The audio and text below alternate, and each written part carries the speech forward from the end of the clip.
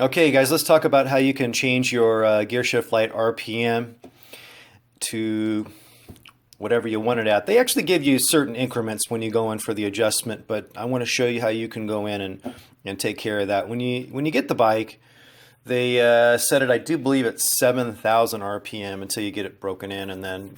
But I see videos, some guys they're riding along and you know they're well past their break-in and just hammering on their bike, and you can see that their gear shift light's still coming on at 7,000. So it'd be nice to go in there and put that at a higher range. I mean, I guess you can leave it wherever you want, but I don't know. I usually put my gear shift light right at the peak of the torque curve. So wherever that lands on a particular bike, I like to set the gear shift light on it at that point. That's just my personal preference. So anyway, I'm going to go in and show you that on the bike and how you can change that. Okay, so let's go here. We are in the home screen. I'm going to be pressing set, and I'm going to continue pressing set until I see setup menu. There we go, setup menu, and enter, press and hold set. Good. Now we're going to continue on here. We're in the setup menu, and we're going to pass by DDC until we get to racetrack. There it is right there. I was just pressing set, and now it says enter racetrack, so we're pressing hold set. And there we are. Now, right here, this is the sub menu in racetrack from the setup menu, and this allows you right here, the gear shift light RPM allows you to change it to come on whatever RPM you want. So if you want to change this, you press and hold set until the RPMs start blinking. There we go. Now you can press set and select the RPMs that they allow to whatever you want. So I'm just going to press set, and there it takes me to 14,000. Now I said I was going to set mine to the peak on the torque curve, so I'm going to set it at about 12,000 once I'm broken in, but for now I'm just going to keep pressing set until I get, I think, to about 9,000 is the limiter right now. So pressing set, I'm going to keep pressing excuse me, pressing set and pressing set, and it looks like they give you 500 RPM increments, and I'm until I get to 9,000. So there we go. Now I'm going to press and hold set. So just for right now, it's set at 9,000 to come on at 9,000.